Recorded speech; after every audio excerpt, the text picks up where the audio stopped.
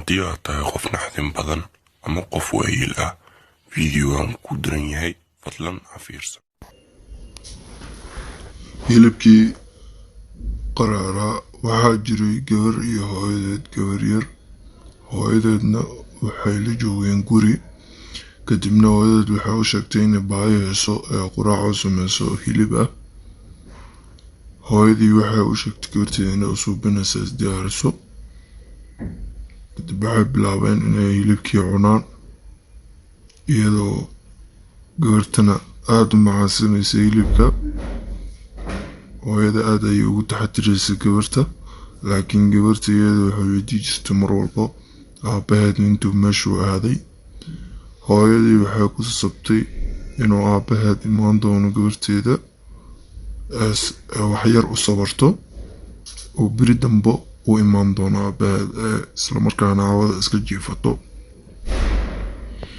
habartii gabarta ayaa qolka kusoo xirtay. taariikhda markay ahayd February 11, 2025. habartii waxay tiri, aniga qari ma karo sirta ku saabsan gabadha aabaheeda, sababtoo ah gabarta aabaheeda markii uu lockdown ka jiray oo magaalada dhan xanibneed, baahi daran ayaa dhacday, wax la cunana waa la waayey. marka naagtii waxay go-aan ku gaartay inay odayga disho, kastoo tacbaan ahaa. odaygii sidaas ayay ku qashay, iyadoo isticmaalaysa sida cunno ahaan ninkeeda.